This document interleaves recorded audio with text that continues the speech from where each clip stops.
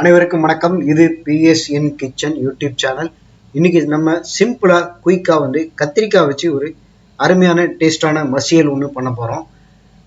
இதுக்கு அதிகபட்சமா பாத்தீங்கன்னா 20 நிமிஷத்துல இருந்து 25 நிமிஷம் தான் ஆகும். சிம்பிளா செம்ம டேஸ்டியா இருக்கும். இது எப்படி பண்றது அப்படிங்கறத பார்க்க போறோம். அதுக்கு முன்னாடி நம்ம சேனலை நீங்க சப்ஸ்கிரைப் பண்ணலாம், பண்ணிக்கோங்க. முதல்ல அதுக்கு தேவையா ஒரு தக்காளி, ஒரு வயலட் கத்திரிக்காய் ஒரு இருந்தா நான் அதே மாதிரி எடுத்துக்கோங்க. ஒரு குக்கர்ல ஒரு அரை டம்ளர் பாசிப்பருப்பு விட்டு கொஞ்சம் தண்ணி விட்டு நம்ம இப்போ நல்லா அதை வேக வைக்கிறோம். ஒரு 5 மினிட்ஸ் அடுப்பு நல்லா பெருசா வச்சுட்டு அதை நல்லா வேக வைங்க. அதுக்கு இடையில நம்ம இந்த கத்திரிக்காவை சின்ன சின்னதாக கட் பண்ணி வச்சுக்கிறோம். அதே மாதிரி தக்காளியும் சின்ன சின்னதாக கட் பண்ணி தனியா எடுத்து வச்சுக்கிறோம். இப்போ அந்த பாசிப்பருப்பு கிட்டத்தட்ட ஒரு பாதி அளவு வெந்திருக்கு. இந்த நேரத்தில் நாம ஏற்கனவே நறுக்கி வச்சிருக்கிற தக்காளியும் போட போறோம். 2 பச்சை மிளகாய் காரத்துக்கு நம்ம ஆட் பண்ணிக்கிறேன். இப்போ இந்த நறுக்கி வச்சிருக்கிற தக்காளியும் அதில் ஆட் பண்ணிட்டேன். இதை அடுப்பு பெருசாக வச்சுட்டு நல்ல ஒரு கிளறி விட்டுருங்க. ஒரு கலக்கிட்டு கத்திரிக்காவை நறுக்கி வச்சிருக்கிற கத்திரிக்காவை ஒரு 5 மினிட்ஸில் இந்த கத்திரிக்காவை இதில் ஆட் பண்ணுறேன். நான் இப்போ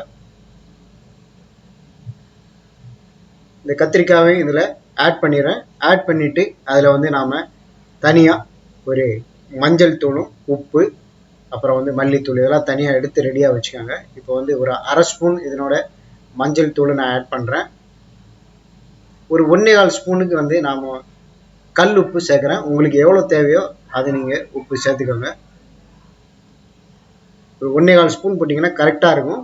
அதுக்கு மேலே சேர்த்திங்கன்னா உப்பு ஜாஸ்தி ஆகிடும். மல்லித்தூள் அதாவது தனியா பவுடர் ஒரு 1/4 ஸ்பூன் எடுத்து அதனோட ஆட் பண்ணிக்கோங்க. இப்போ நல்லா இதை நம்ம ஒரு கிளறி விட்டுட்டு அடுப்பு கொஞ்சம் பெருசா வச்சுட்டு தேவைக்கு கொஞ்சம் தண்ணி விட்டு இதை நாம இப்போ மூடி வச்சிடறோம்னா ஒரு 10 மினிட்ஸ் ஃப்ளேம் நல்ல அடுப்பு பெருசா வச்சுட்டு நல்ல இது கொதிக்க வைங்க. அந்த ஆவிலேயே இது கத்திரிக்காய் தக்காளிலாம் நல்லா வெந்துடும். ஏற்கனவே பருப்பு வெந்திருக்கு. ஒரு 10 மினிட்ஸ்ல நான் இதை ஓப்பன் பண்ணி பார்க்குறேன். இந்த கத்திரிக்காயெல்லாம் பார்த்தீங்கன்னா நல்லா வெந்திருக்கு. இந்த காய்கள் நல்லா வந்திருக்கு. இதை நாம கரண்டியை கொஞ்சம் அழுத்தமாக பிடிச்சிட்டு நல்ல ஒரு மசியல் மாதிரி அதை அந்த காய்கள் எல்லாம் இன்னும் நல்லா மசிச்சு வைக்கணும்.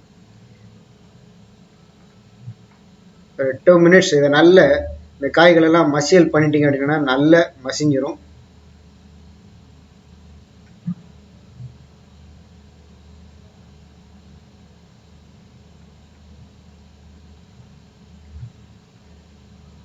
கரண்டியை அழுத்தமாக பிடிச்சிட்டு நல்ல அந்த கத்திரிக்காயெல்லாம் கொஞ்சம் அழுத்தமாக மசிச்சு வச்சிட்டிங்க அப்படின்னா நல்லா மசிஞ்சிடும்.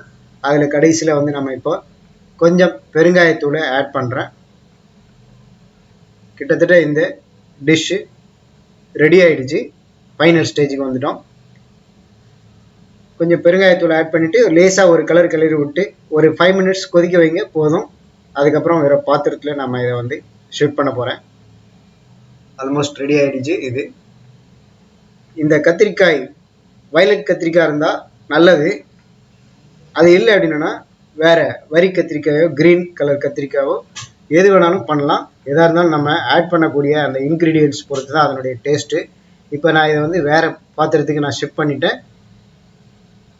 கடைசியாக இதில் ஒரு 3 ஸ்பூன் எண்ணெய் ஊற்றிட்டு கடுகு, உளுத்தம்பருப்பு, கடலைப்பருப்பு, கொஞ்சம் கருவேப்பிலை, ஒரு அரை ஸ்பூன் சீரகம் இதையும் போட்டு நம்ம கடைசியாக இதில் தாளித்து கொட்டிடணும். அவ்வளோதான். இது சாப்பிட்றதுக்கு ரெடி ஆகிடும்.